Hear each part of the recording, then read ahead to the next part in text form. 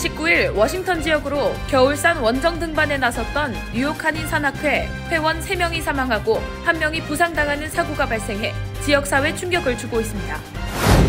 미 동부 지역에선 영상의 기온에 일광욕을 즐기는 이상기온이, 북서부에는 겨울 눈폭풍으로 역대급 강설량이 내리는 극과 극의 기온차를 보이고 있습니다. 북극 지역의 차가운 기단이 미 북서부 지역을 강타할 것으로 예보되면서 광범위하게 항공기 운항 대거 취소, 대규모 휴교령, 주민 외출 자제령 등이 발령됐습니다. 뉴저지주 한인 밀집 지역에 있는 공립교 교사의 인종 다양성이 크게 부족한 것으로 조사됐습니다. 서부를 중심으로 유행하던 이른바 좀비 마약 자일라진이 최근 동부 지역으로 빠르게 확산하고 있어 각별한 주의가 필요합니다. 외신들이 한국의 2022년 합계 출산율이 사상 처음으로 0.7명대로 떨어졌다는 결과에 대해 집중 분석했습니다.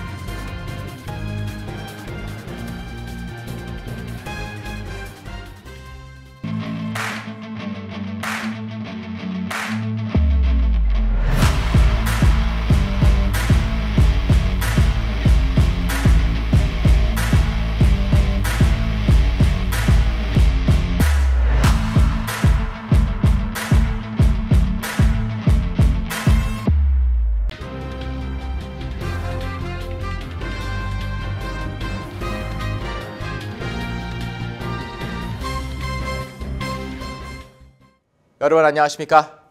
KBTV 뉴스9 이창원입니다. 지난 연휴를 맞아 원정 등반에 나섰던 뉴욕 한인 산악회의 회원 3명이 사망하고 1명이 부상을 당하는 참극이 벌어졌습니다. 현지 셰프국은 산악 구조대를 꾸렸지만 기상 악화로 사고 현장에 접근하지 못하고 있습니다. 오늘의 첫 번째 소식 전상희 기자가 전합니다.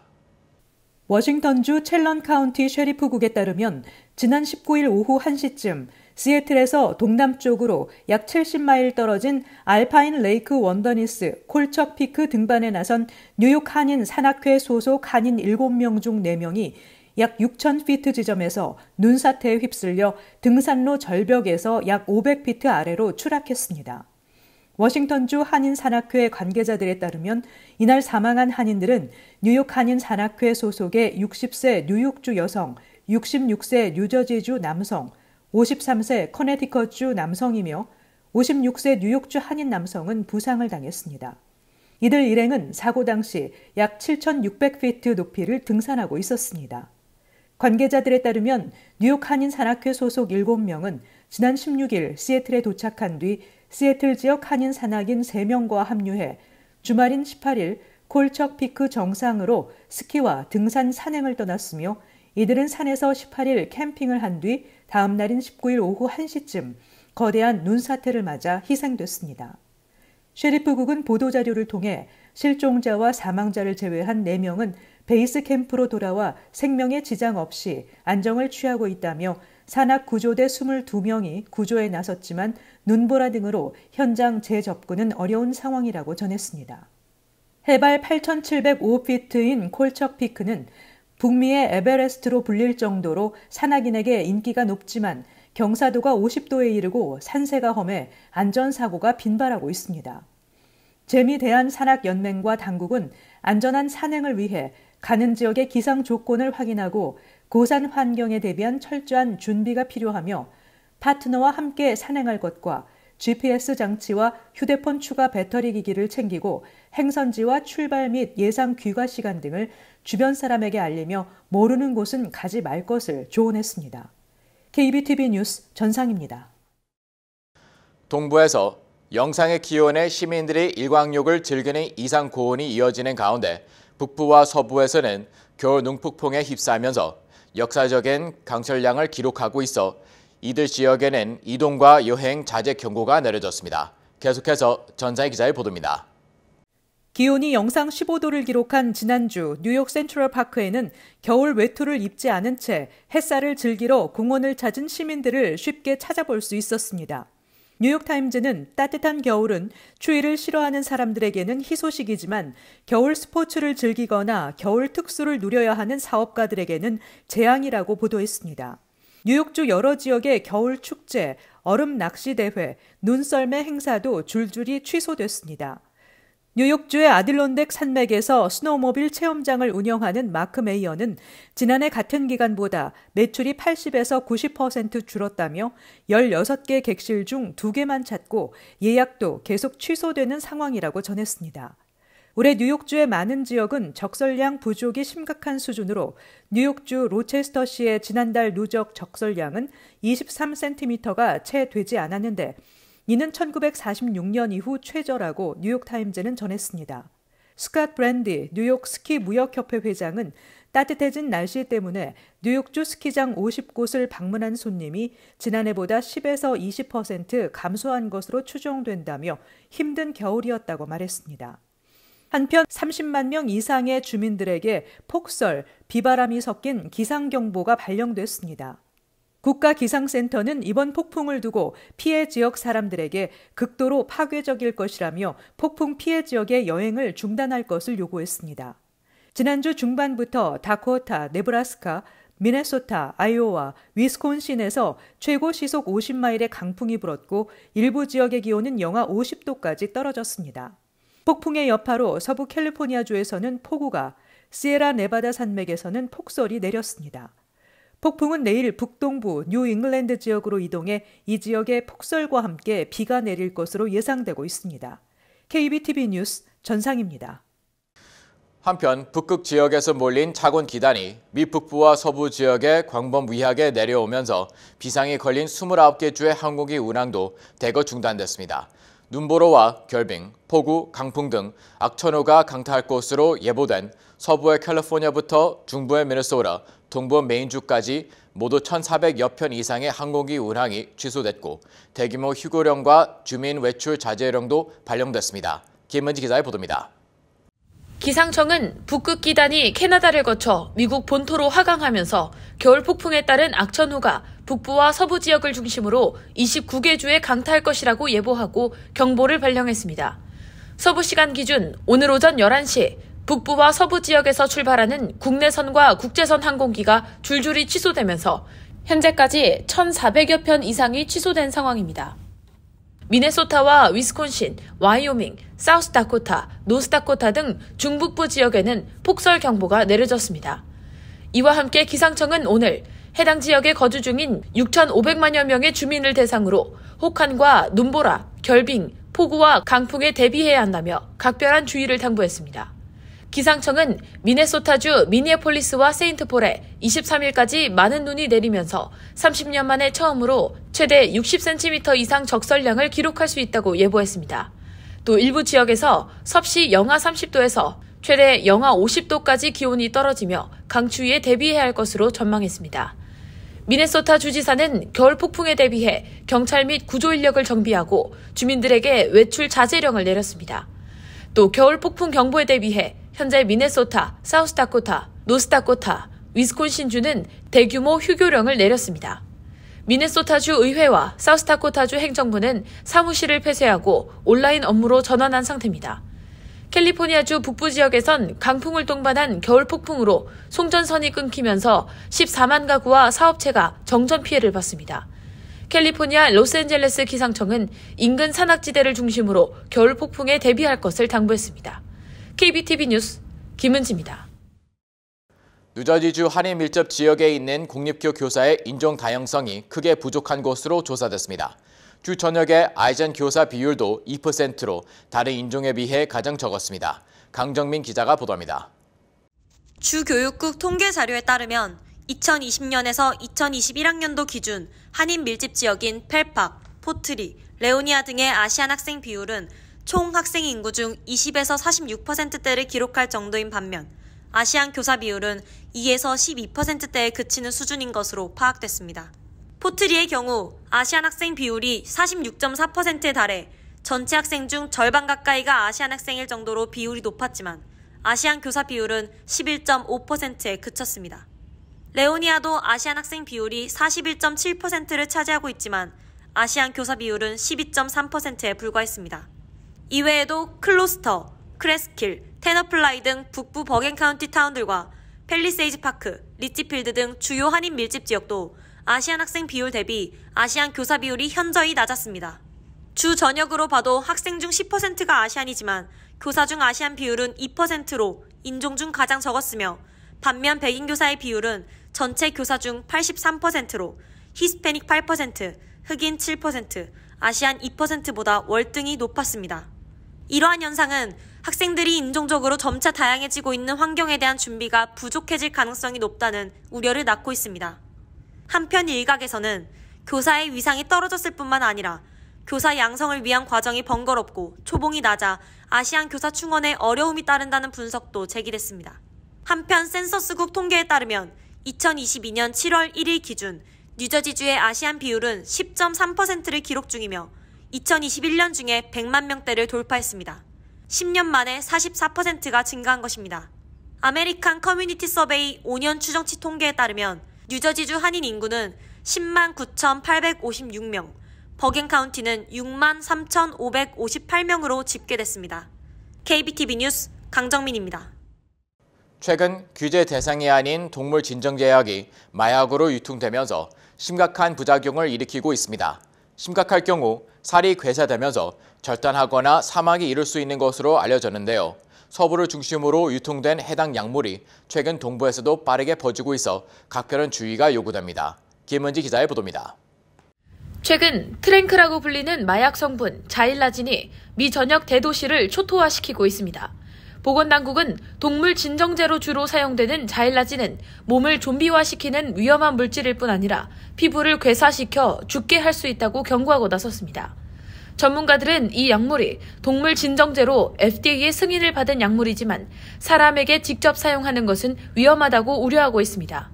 자일라진은 사람 또는 동물에게 비마약성 물질, 즉 독성 물질로 분류돼 있지 않았습니다.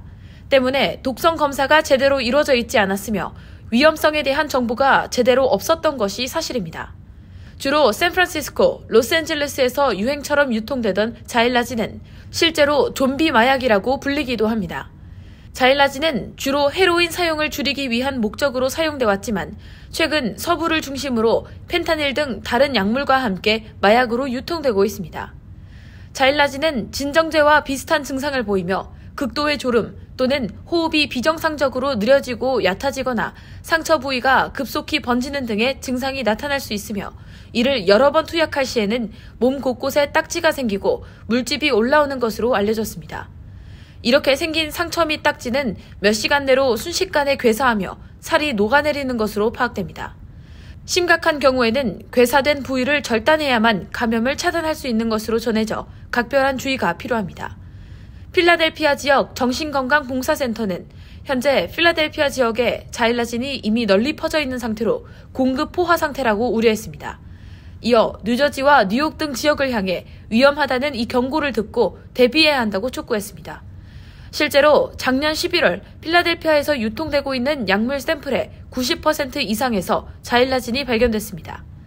지난 2021년 뉴욕시 보건부는 당해년도에 2,668명의 뉴욕 시민들이 자일라진 과다 복용으로 사망했다고 발표한 바 있으며 전문가들은 자일라진 유행이 이미 뉴욕시 내 현재 진행 중이며 더욱 악화될 수 있다고 경고했습니다. 지난해 보고서에 따르면 자일라진은 전국 36개 주에서 발견됐으며 뉴욕시에서만 수집된 마약 샘플의 25%에서 자일라진이 발견됐습니다. 이렇듯 자일라진이 급속히 전국으로 퍼진 이유는 정부가 펜타닐에 대해 강력히 단속하면서 규제 물질로 분류되지 않아 손쉽게 구할 수 있는 자일라진을 펜타닐에 섞어 유통하는 경우가 늘고 있기 때문입니다. 실제로 마약 구매자들은 자일라진이 섞여 있는 줄도 모르고 이용하고 있는 것으로 드러났습니다. 전문가들은 연방정부 차원에서 해당 약물을 규제하고 빠른 속도로 퍼져가고 있는 유통고리를 차단해야 한다고 강력히 촉구하고 있습니다. KBTV 뉴스 김은지입니다. 오늘 외신들이 한국의 합계 출산율이 사상 처음으로 0.7명대로 떨어졌다는 통계청 결과에 대해 집중 분석하고 나섰습니다. 언론들은 한국의 저출산 쇼크에 대해 태어나는 사람보다 죽는 사람이 많아 인구가 줄어드는 한국이라고 꼬집었습니다. 자세한 소식 김은지 기자가 전합니다. 블룸버그 통신은 한국 세계 최저 출산율 자체 기록 또 깼다는 제목의 기사를 통해 한국의 저출산 문제를 상세히 보도했습니다. 매체는 통계청이 발표한 2022 출생 사망 통계를 인용하며 세계 최저 수준인 한국의 출산율이 다시 하락하면서 인구 고령화라는 경제 문제가 가중되고 있다고 했습니다.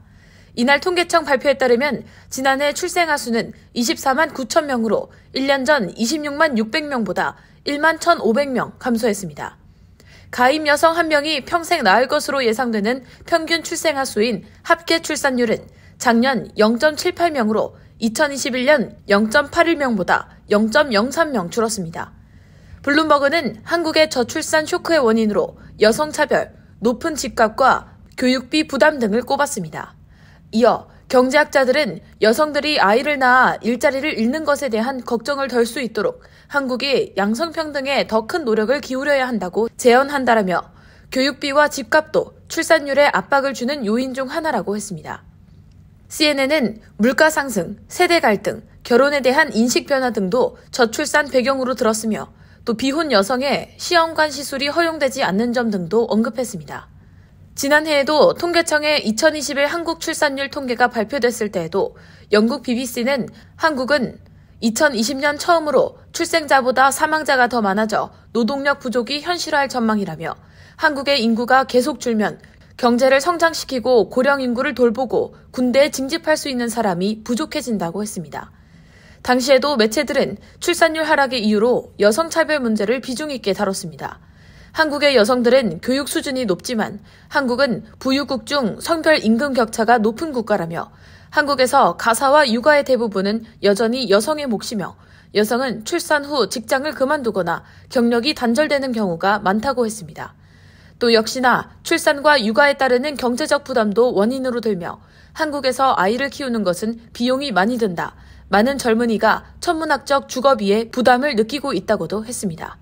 KBTV 뉴스 김은지입니다.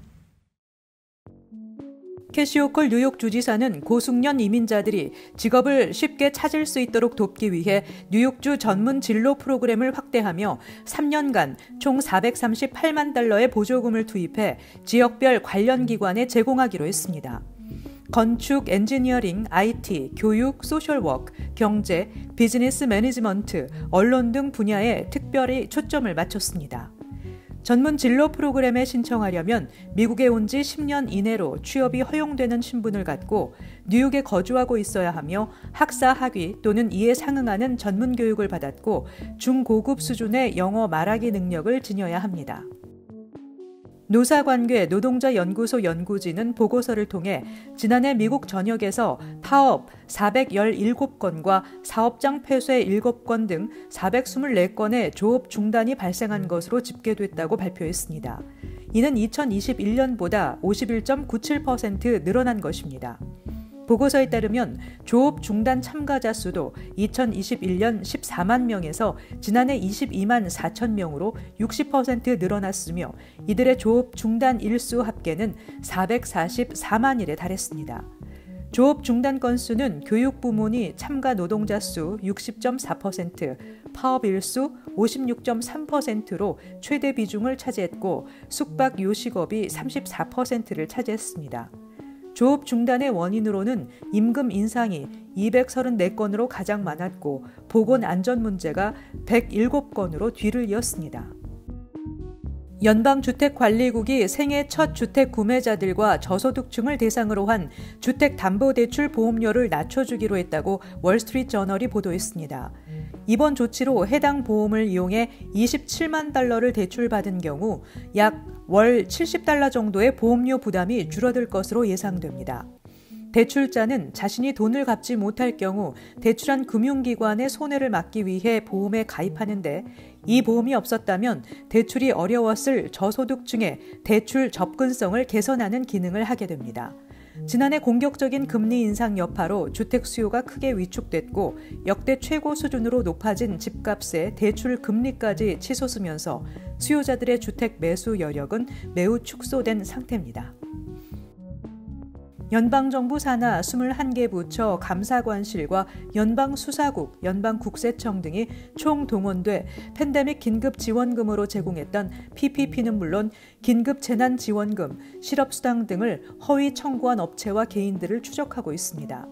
이와는 별도로 연방중소기업청은 사기 신청으로 의심되는 200만 건의 PPP와 신청서의 진위 여부와 부당 청구 여부를 조사 중입니다.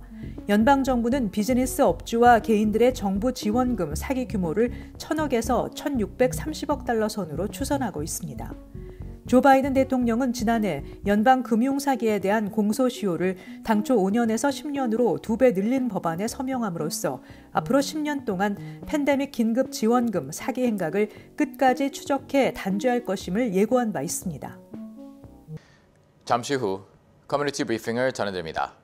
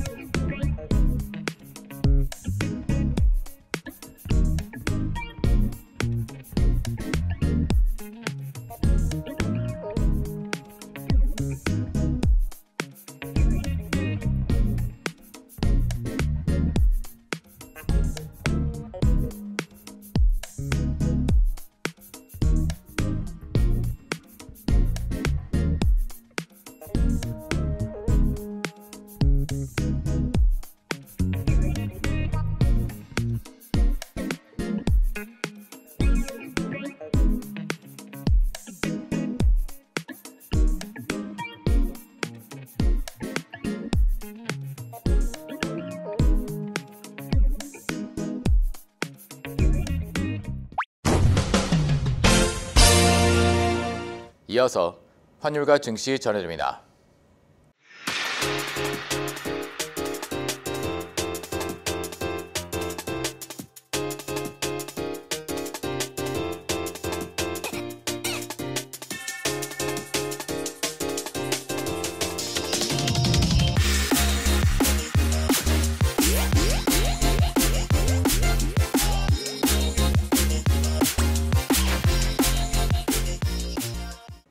잠시 후 뉴욕과 뉴저지 날씨 전해드립니다.